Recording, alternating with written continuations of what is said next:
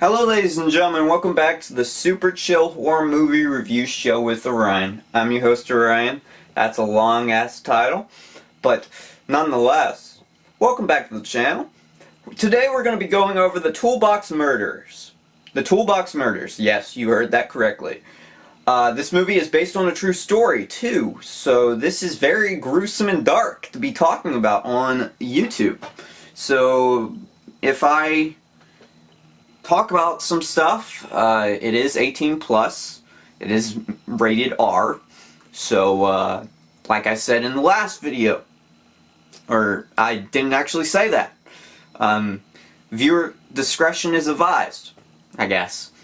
But anyway, if you have not already subscribed, click that red button, turn on the notification bell, become part of the Super Chillest family on YouTube. It'll be great to have your family and friends be a part of my community here, and thank you once again for watching, staying super chill, and just sharing the videos. It's great. Thanks again, and let's get diving into this movie. Okay, it is 2:30 in the morning, but if I mess this up, I messed it up. But this movie is slightly based on Lawrence Bittaker and Roy Norris, the real Toolbox killers, Toolbox murderers, whatever you want to call it. That this movie is dramatizing. These events that they did happened after this movie came out, I believe. I don't know. It just says on Wikipedia, Lawrence Sidmond Bittaker and Roy Lewis Norris are also known as the Toolbox Killers, were two American serial killers and rapists who kidnapped, tortured, and killed 5 teenage girls in the Southern California area over a period of 5 months in 1979. So it's basically after this movie came out, but the events in this movie are probably from 1967 to 1970. I don't know. But this actually happened. This stuff in the movie actually happened. Alright? Just leaving that out there. Now, let's get into the details here. This movie starts out very slow-paced, very dramatized. You have this very slow motion of a car driving down the freeway. The guy that is the serial killer, in this case, I believe one of the characters' uncles, you find that out in the end of the movie. But basically, this is very motivational for me, this kind of scene where the slowly car is driving by the, I don't know where this is, but it's like a parking lot or a car lot or something.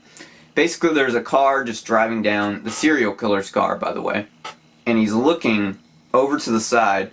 This is a freeze frame, basically. There's a woman that crashes and dies in the beginning of the movie. I don't know the plot that well. It just doesn't make any sense to me. I don't know why that happened, and I don't know how that happened either. They don't describe it in words. This is very cheesy and early 70s, late 70s movie. It is the late 70s, actually. Came out in 1978, the year my mother was born. It's just a very, doesn't make any sense, okay? That's all I'm going to describe.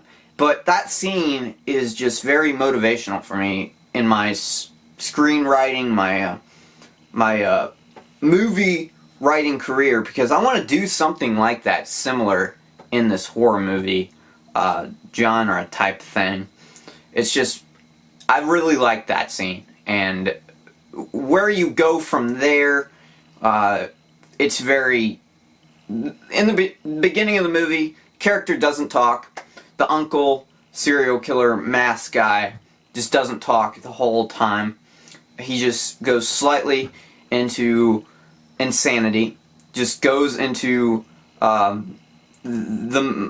think this is a motel area. It is a motel area where there's apartments and stuff. Yeah, I'm gonna go with apartments, actually. Basically, he approaches every single apartment one by one, kills, like I said, it is based on the real people. Basically just kills girls, just one by one. And then, I just find this funny. By the time,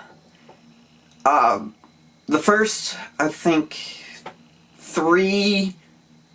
maybe 2 or 3 girls in the movie, he kills, and then you get a funky porno song in the middle of the movie. Because there was like this girl dancing, of course, and then you have the Ron Jeremy music playing in the background. It feels so awkward and weird, out of place for a movie like this, but it is 1978, 1979, you gotta expect that in a movie like this. Just random and out of place.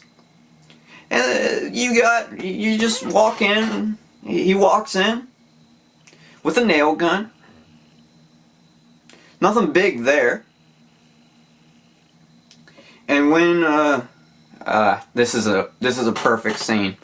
This is the most disturbing, I don't know about disturbing, very horny scene, actually, and a weird, it's really weird, you know. This girl is basically doing the dirty in the bathtub, and then the guy just walks in. He just sneaks in there.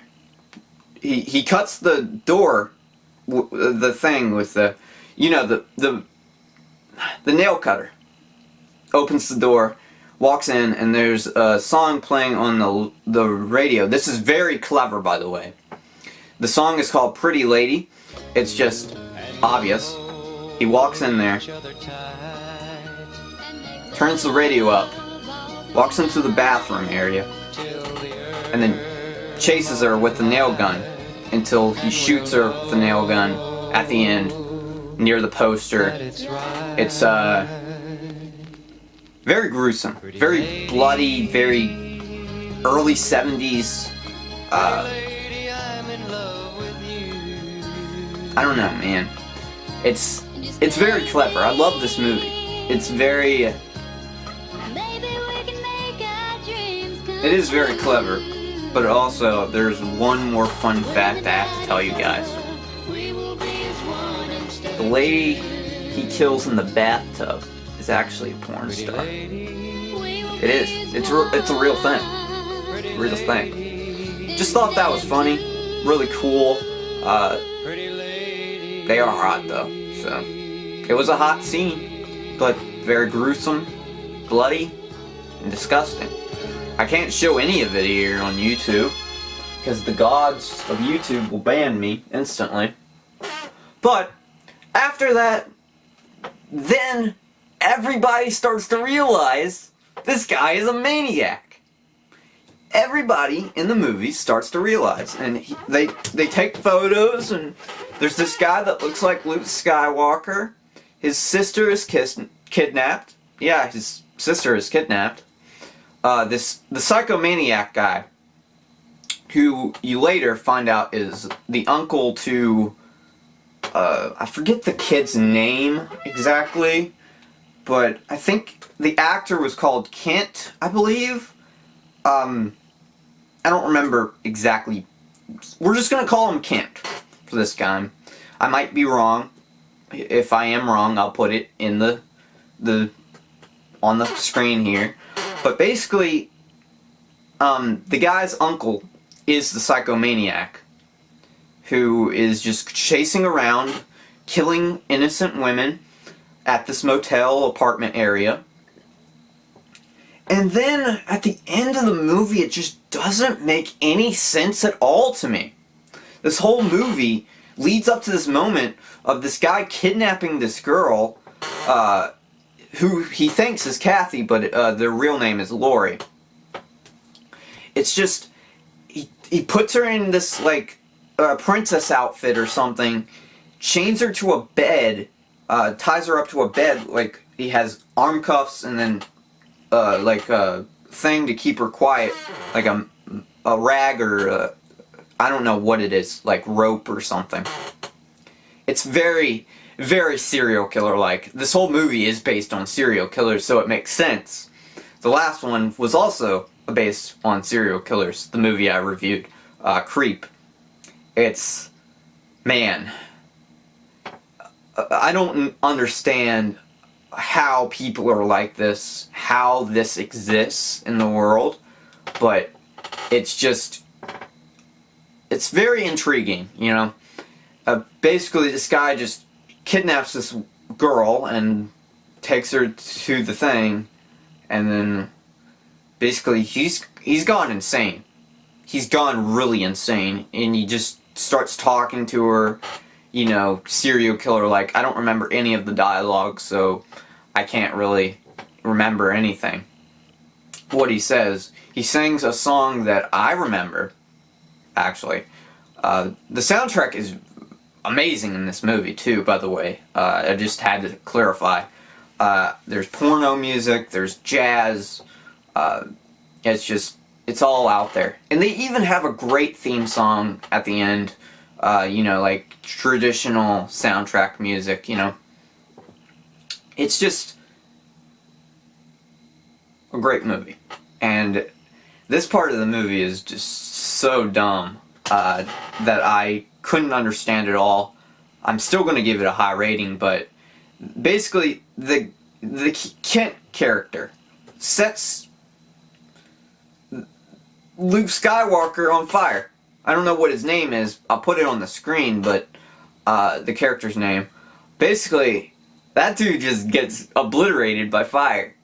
Like, he pours, like, gasoline on him and just sets him on fire, and then he Kent walks into the kitchen, kills his uncle for some reason, and then at the end, I think this is when we go into the touchy stuff. Basically, it makes no sense at all. Like, Kent just, I think, just makes love to, who the uncle thought was Kathy, Lori in this case, I think. It's just, it is accurate to what the real events are, so, it makes no sense to me. The ending, it's just, like, you save, the girl is rescued, of course, by Kent, like, Unchained, but really, it's not a rescue at all. It's based on the real thing, you know, the real events, so, I don't know, man. This movie was wild. I found it, actually, when, Tim Donnelly died the other day, a few weeks ago, back in September. So, rip Tim Donnelly. He was the detective in this movie. I don't remember the detective's name, but I will put it on the screen.